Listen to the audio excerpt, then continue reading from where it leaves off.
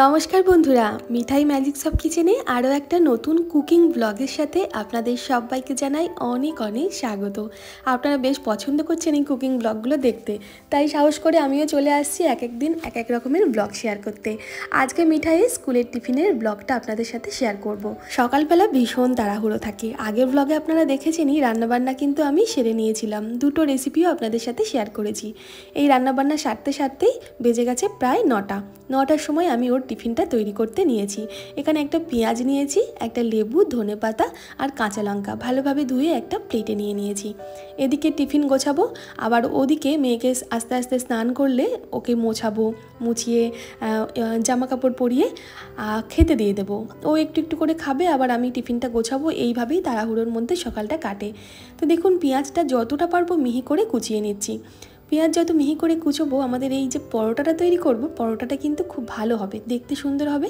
পেঁয়াজটা ওই আটার থেকে ফেটে বাইরে বেরিয়ে যাবে না। ধনেপাতাটাও ওই একইভাবে মিহি করে কুচিয়ে নেব। আর এখানে একটা কাঁচা লঙ্কা দিয়েছি। মেয়ে বেশি ঝাল খেতে পারে না, তবে একটা কাঁচা লঙ্কার ঝাল ঠিক আছে, একটু একটু ঝাল খেতে শিখছে। কাঁচা লঙ্কাটাও খুব মিহি করে কুচিয়ে নিলাম। আর এখানে একটা পাতিলেবু নিয়েছি। এই যে পরোটাটা তৈরি করব, এর পুরে পাতিলেবুর রসটা খুব ভালো লাগে। আর যদি পাতিলেবু হাতের কাছে না থাকে, আপনাদের কাছে যদি কোনো মিক্সড আচার থাকে, তাহলে ওই আচারটা তেল সহ একটুখানি ব্যবহার করতে পারেন, খেতে ভালো লাগবে। দেখুন, আমি একটা প্লেটের মধ্যে এই যে পেঁয়াজ কুচি, ধনেপাতা কুচি, কাঁচা লঙ্কা কুচি নিয়ে নিয়েছি, তাতে একটু বিট লবণ দিয়েছি আর লেবুর রসটা দিয়ে দিলাম। বিট লবণ দিলে লেবুর রসের সাথে একটা আলাদাই গন্ধ আসে, খেতে ভীষণ ভালো লাগে। হাত দিয়ে খুব ভালোভাবে এটাকে আমি চটকে নিলাম। এতে পেঁয়াজটা ওই যে লবণটা দিলাম তার সংস্পর্শে এসে একটু নরম হয়ে গেল, ধনেপাতাটাও নরম হয়ে গেল। একটু জল ছাড়বে, ওই জলটাতে আমি ছাতুটা মাখবো। এটা ছাতুর পরোটা তৈরি করছি। ছাতু নিয়েছি প্রায় 3 চামচ মতন, সামান্য সর্ষের তেলও দিলাম। এক ফোঁটাও কিন্তু জল দেব না। এই যে লেবুর রস, সর্ষের তেল, পেঁয়াজের ছাড়া যে জল, এই সব মিলিয়েই ছাতুটা মাখা হয়ে যাবে। তারপর ভালোভাবে হাতের সাহায্যে চটকে চটকে মেখে নেব। যখন দেখবো এইভাবে মুঠো করলে ছাতুটা মুঠো হয়ে যাচ্ছে, আবার আঙুল দিয়ে চাপ দিলে এটা ঝুরঝুরে হয়ে যাচ্ছে, সেই সময় মনে করতে হবে আমাদের ছাতুর পরোটার জন্য পুরটা একদম রেডি হয়ে গেছে। একটা কথা এখানে বলি, আমি আদা গ্রেট করে দিইনি। আপনারা চাইলে ছাতুর পরোটার মধ্যে একটু মিহি করে কুচোনো আদা বা গ্রেট করে দেওয়া একটু আদা ইউজ করবেন, খুব ভালো লাগে খেতে। তাড়াহুড়োতে আমার আর অত খেয়াল ছিল না। আর যদি আচারটা ব্যবহার করেন, তাহলে আর লেবুর রস আর সর্ষের তেলটা আলাদাভাবে দেবেন না। তখন ওই হাফ চামচ মতন আচারের তেল আর এক টুকরো আচার ভালোভাবে কুচিয়ে এই ছাতুটার সাথে মেখে নেবেন। দুর্দান্ত লাগে খেতে, কিচ্ছু লাগে না এর সাথে আর। তো দেখুন, আমি ভালোভাবে লেবু রস টস সব কিছুর সাথে পুরটা তৈরি করে একটা আটার লেচি নিয়ে নিলাম, বড় দেখে বা একটু মোটা দেখে। সেই আটার লেচিটা ভালোভাবে গোল করে মাঝখানটা একটু ওই বাটির শেপ দিয়ে নিলাম, যেভাবে পুর ভরা পরোটা তৈরি হয় সেই রকম আর কি। আর ওই বাটির শেপের মধ্যে ওই ছাতুর গুঁড়োটা আমি ভালোভাবে মুঠ করে নিয়ে ঢুকিয়ে দিলাম।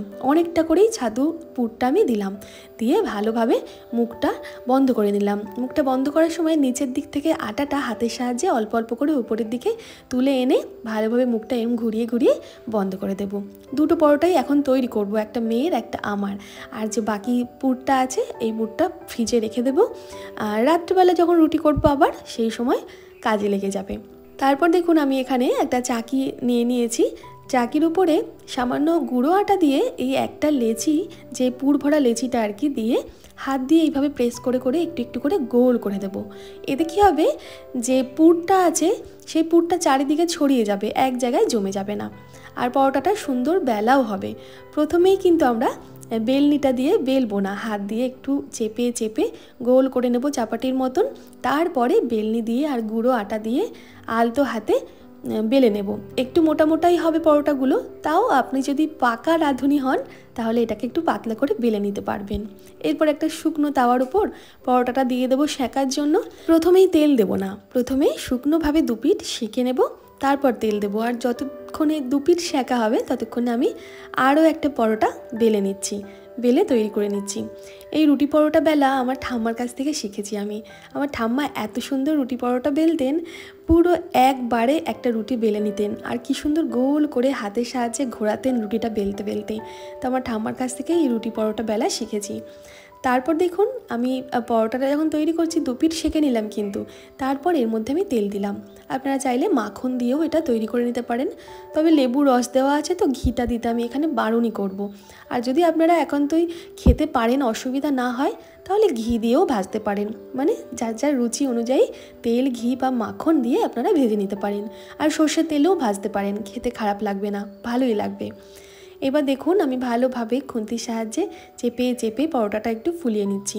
প্রত্যেকটা পরোটা কিন্তু সুন্দরভাবে ফুলবে, পুরো লেয়ারটা আলাদা হয়ে যাবে, ওপরের লেয়ারটা এত সুন্দরভাবে কিন্তু ফুলবে। ছাতুর পরোটা, আলুর পরোটা, পনির পরোটা, যে কোনো পরোটা তৈরি করার ক্ষেত্রে যে আটার ডোটা হবে, রুটি তৈরি করার জন্য একটু যে নরম করে আমরা আটাটা মাখি, অতটা নরম করে মাখা যাবে না। আবার লুচির জন্য যেমন শক্ত করে ময়দাটা মাখি, অতটাও শক্ত হবে না, মিডিয়ামভাবে আটাটা বা ময়দাটা মেখে নিতে হবে। ময়দা দিয়ে খেতে ছাতুর পরোটাটা তো দারুণ লাগে, তবে আমি আজকে আটা দিয়েই তৈরি করছি। জানেনই তো, একটু স্বাস্থ্যসম্মত উপায়ে মেয়েকে আমি খাওয়া দাওয়াটা করাই, তাই একটু আটা দিয়েই এটা আমি তৈরি করছি। একটা পরোটা ভাজা হয়ে গিয়েছে, একটা আমি ফুড র্যাপিং পেপারে বিছিয়ে তার উপর রেখে দিলাম। যদি অতিরিক্ত তেল থেকে থাকে তাহলে তেলটা টেনে নেবে ওই পেপারটা। যদিও খুব বেশি তেল লাগেও না, আর যেটুকু তেল থাকে গায়ে অতটা লেগে থাকে না। মোটামুটি পরোটাটা ভাজা হয়ে যায়, গায়ে বেশ লেগে যায় না। মানে হাতে যদি পরোটাটা নিয়ে আমি দেখাই, দেখবেন হাতে তেলটা লেগে নেই, অল্প তেল দিয়েই ভেজেছি।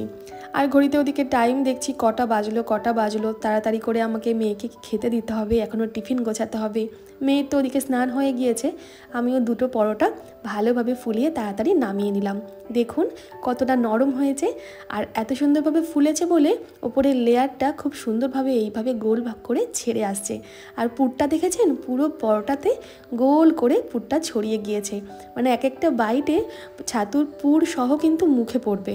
আমি 2 অর্ধেক করে দিলাম ছোট পরোটাটা, 2 অর্ধেক করে দিয়ে ফুড র্যাপিং পেপারে ভালোভাবে মুড়িয়ে মেয়ে স্কুলের টিফিনে দিয়ে দিলাম। আর ভারী তেমন কিছু দেব না। এবার বলি, এই পরোটাটা আচার দিয়ে খেতে সবচেয়ে বেশি ভালো লাগে। এছাড়া যদি ঘরে টক দই থাকে, টক দইটা ভালোভাবে ফেটিয়ে ওপর থেকে একটু বিট লবণ, গোলমরিচের গুঁড়ো, লঙ্কার গুঁড়ো দিয়ে টক দইয়ের ডিপ করেও পরোটাটা খেতে ভীষণ ভালো লাগে। আমার ঘরে টক দই ছিল, কিন্তু মিঠাইয়ের হালকা পাতলা কাশি হয়েছে তো, তাই টক দইটা দিলাম না। আর পরোটাটা তো খুবই শুকনো, শুধু খাবে, তাই একটু সস আমি ওকে ছোট্ট একটা কন্টেনারে করে দিয়ে দিলাম। সস দিয়ে খাবে, খেতে বেশ ভালো লাগবে। আর কয়েক টুকরো পানি ফল দিলাম ফলের মধ্যে, সাথে 1 বোতল জল তো আছেই। সকাল সকাল মেয়ের স্কুলের টিফিন আমার তৈরি হয়ে গেল। এদিকে আগের ব্লগে তো আপনাদের দেখিয়েছি, রান্নাও করে ফেলেছিলাম সকালে। গরম ভাতের সাথে প্রথমে ওকে ভেন্ডি সিদ্ধ দেব, ভাতের মধ্যে কয়েকটা ভেন্ডি দিয়ে দিয়েছিলাম।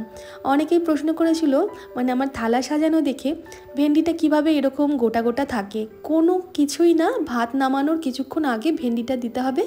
আর আমি ভেন্ডি যখন সিদ্ধ দিই, মাথার দিকটা বা পেছনের দিকটা মানে কোনো দিকই কাটি না, একদম গোটা বোটা শুদ্ধ ভেন্ডিটা সিদ্ধ দিই। এতে ওই হরহরে ভাবটা বেরোয় না, একদম গোটা থাকে। আর ভাত নামানোর আগে যেহেতু দিই, ওপরের দিকেই থাকে, ভাতের ফ্যানটা ঝরানোর পর হাঁড়ির ওপরের দিকেই থাকে। ভেন্ডিটা বাছতেও খুব একটা অসুবিধা হয় না, মানে অটোমেটিকই ওটা আমি বের করে নিতে পারবো। তো এটা সাধারণ ব্যাপার, রান্না করতে করতে এইগুলো মানে চলে আসবে, আর এগুলো সব শেখা হয়ে যাবে আর কি।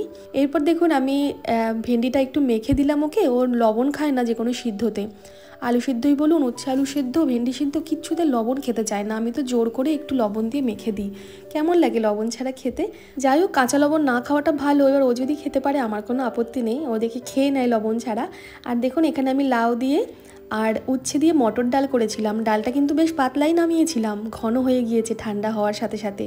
আর বানিয়েছিলাম আলু দিয়ে, লাউয়ের খোসা দিয়ে ভাজা পোস্ত ছিটিয়ে। এগুলো কিন্তু আপনারা আগের দিনের ব্লগ ভিডিওতে পেয়ে যাবেন, মানে এই রান্নার রেসিপিগুলো আগের দিনের ভিডিওতে পেয়ে যাবেন। এবার মেয়েকে খাওয়াতে বসিয়েছি আমি, প্রায় 10টা বাজতে চললো। ও যদি এখন নিজে হাতে খায় তাহলে আর স্কুলটা ধরতে পারবে না। তো উচ্ছে খেয়েছে বলে মুখটা এরকম একটু করছে অঙ্গভঙ্গি। জল খেতে চাইছিল, বলছি একটু জল দাও। আমি বলছি না, খাওয়ার মাঝখানে জল খাওয়াটা আমি একদম পছন্দও করি না, দিও না। তো একটু ভাজা দিলাম মুখের মধ্যে, আমি বললাম ভাজাটা খা, দেখ তেতোটা কেটে যাবে। এইভাবে ওকে ভাত যেটুকু খাই সেটুকু খাইয়ে ভালোভাবে মুখ টুক ধুইয়ে নিয়ে এসেছি রেডি করতে। ইউনিফর্ম পরিয়ে দিয়েছি, সব কিছুই রেডি মোটামুটি। একটা হাঁসের বাচ্চা নিয়েছে, নিয়ে হাতে করে আপনাদের দেখাচ্ছে, এই দেখো এটা আমার হাঁসের বেবি, দেখো ওকে আমি স্নান করাই, ওকে আমি তেল মাখাই, ক্রিম মাখাই, এগুলোই বলছিল। এবার ব্যাকগ্রাউন্ডে যেহেতু মিউজিক চলছে আমি ওর কথাগুলো আর আপনাদের শোনাতে পারলাম না, না হলে দেখতেন। বলছে যে আমি ওকে নিয়ে রোজ স্নান করি, জানো ওকে নিয়ে আমি ওকে সাবান মাখাই, ওকে ক্রিম মাখাই, অ্যাকচুয়ালি তাই করেও। ওকে খাবার সময় খাবার টেবিলের সাইডে বসায়, একটু একটু করে ওকেও খাওয়ায় আবার নিজেও খায়, যখন যেই পুতুলটা পছন্দ হয় আর কি তখন তাকে নিয়েই চলে।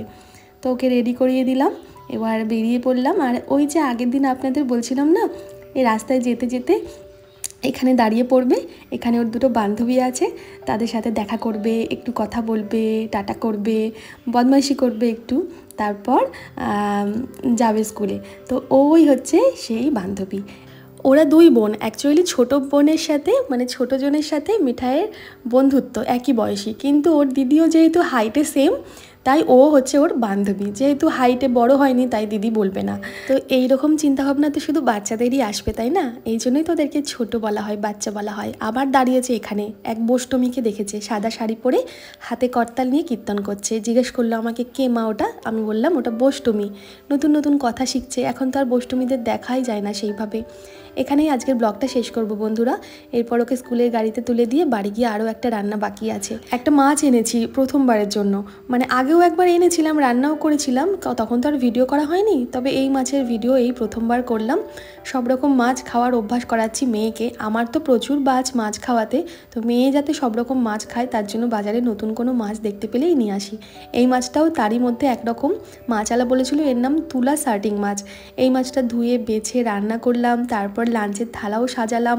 তো আপনিও যদি ওই তুলা সার্টিং মাছটা খেতে পছন্দ করেন বা নতুন খেতে চাইছেন তাহলে কিন্তু এর পরের ব্লগটা অবশ্যই দেখবেন। লাঞ্চ থালা সাজানো সহ এর পরের রেসিপিটা নিয়ে ফিরে আসছি খুব তাড়াতাড়ি। সবাই ভালো থাকবেন ততক্ষণ। আর আজকের ভিডিওটা যদি ভালো লাগে তাহলে একটা লাইক করে দিতে ভুলবেন না। ধন্যবাদ।